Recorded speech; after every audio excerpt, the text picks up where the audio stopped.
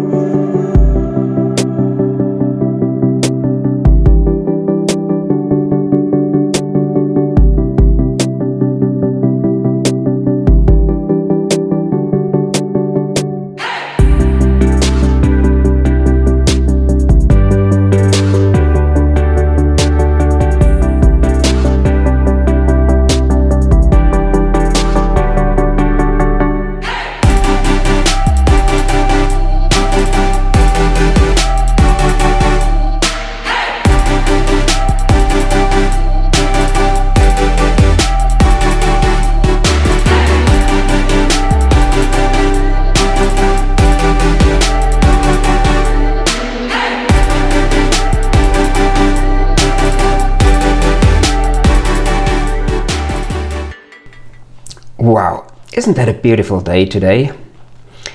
At the end of the uphill we have 41.7 kilowatt hours per 100 kilometers. With all Hyundai Kias we have the option to deactivate recuperation when lifting the foot off the accelerator. Of course I use this setting as this is more efficient than the one-pedal drive settings. Reaching can be set from 0 to 3 with a fourth position activating one-pedal drive. It's called I-pedal. And then the car brakes quite strongly when you lift your foot off the accelerator, and it also comes to a complete stop. Here we go slightly downhill and I do absolutely nothing. The car accelerates without any energy to the allowed speed of 70 kilometers an hour. Here we also have the option of an automatic recuperation which adjusts the strength of the recuperation according to the information the car gets from sat-nav data, from cameras, from radar. If it sees there is a tight turn or roundabout ahead of us, it will increase regen and therefore reduce the speed. For example here, I tried this before and when approaching this roundabout it starts braking, whereas I know that I'm leaving the roundabout at the second exit, which doesn't require reducing the speed at all. I also see that there's no car coming from the left, so there's no need to brake. Don't get me wrong, those systems might be quite useful to the average driver, as they increase safety and sometimes efficiency. However, if a good, efficient driver is behind the steering wheel, it normally increases the consumption, as those systems are nowhere near what a good driver can do or see. Here as well, I just lift my foot and the car is coasting along. Further on, we have a speed limit of 70 kilometers an hour and then 40. So it doesn't make sense to accelerate, and I've also seen that there is a bus ahead of us which will slow us down. You see, we need to brake already and oh dear, well, it's not the bus that's a problem now. Here we have a tractor as well.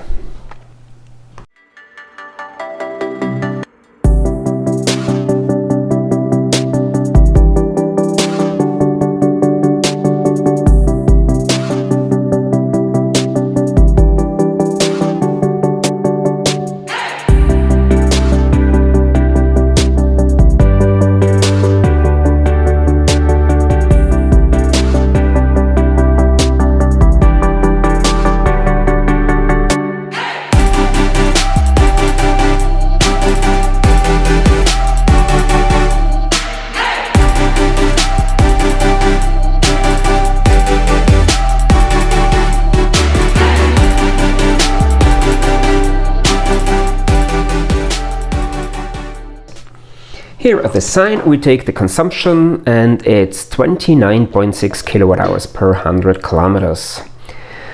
Well, unfortunately the bus and the tractor have slowed us down a bit, but as this is a real-life test we have to take this as it comes. On the way down I try to keep the car coast as much as possible and avoid to use the accelerator.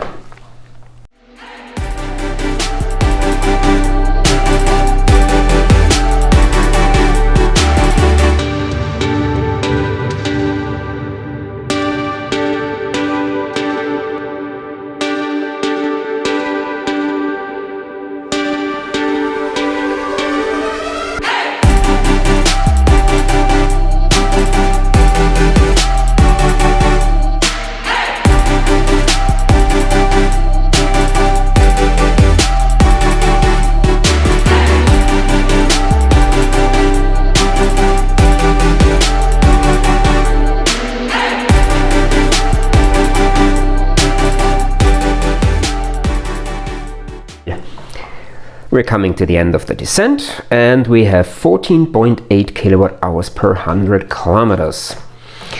Due to the slow but still inefficient driving style of the vehicle in front of us, I wasn't able to use the momentum for the flat sections in a perfect way, so I had to accelerate a little bit on the flat, which cost us a little bit of energy.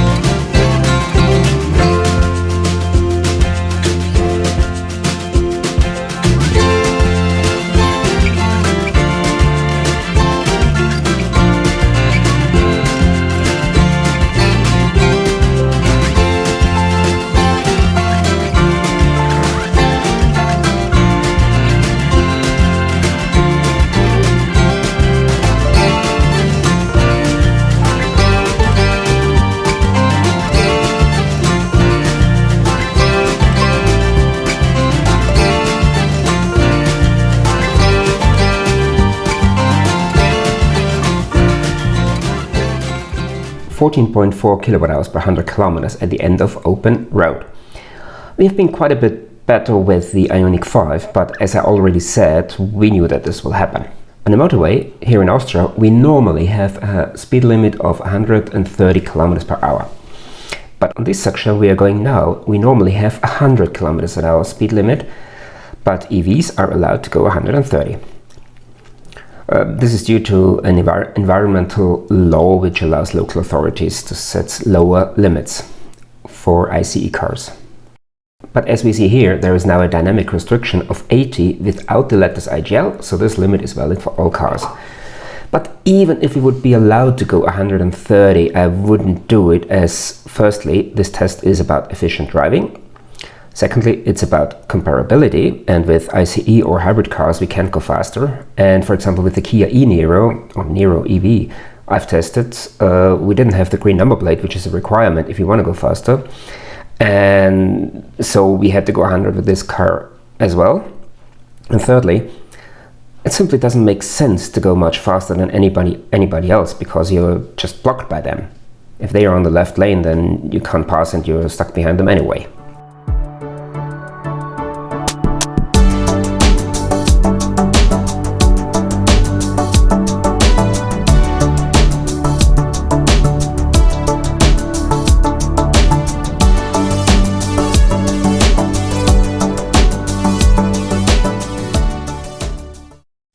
We were lucky now with traffic. Earlier this morning, when I picked up the car about 60 kilometers east of here, this section was at a standstill for almost 30 kilometers, but now it's perfect.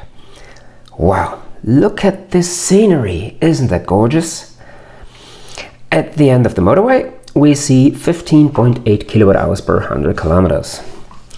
One interesting thing about the EV6 and the Ioniq 5 as well, you can get them as all-wheel drive, but the engine at the front axle can be decoupled, and this furthermore increases efficiency. That's some clever engineering from the guys at the Hyundai Motor Group. Be reminded that there will be 2 more videos with this car available. One is about the mountain consumption and regeneration. This is a similar test I've done with the Mustang Mach-E. And the other one is a test to find out what is more efficient, recuperating as much or as little as possible. You'll find the links at the end of this video and in the description box below.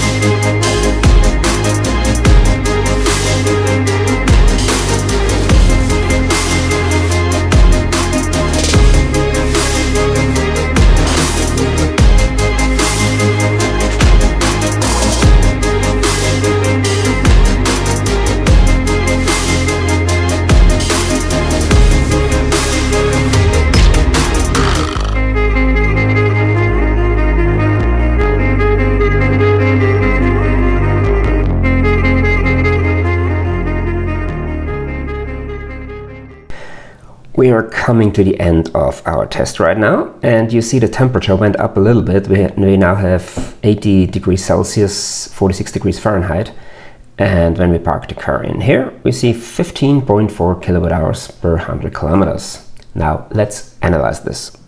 Well, I'll show you the sectoral results here, and it's clear that low temperatures have had the expected effect.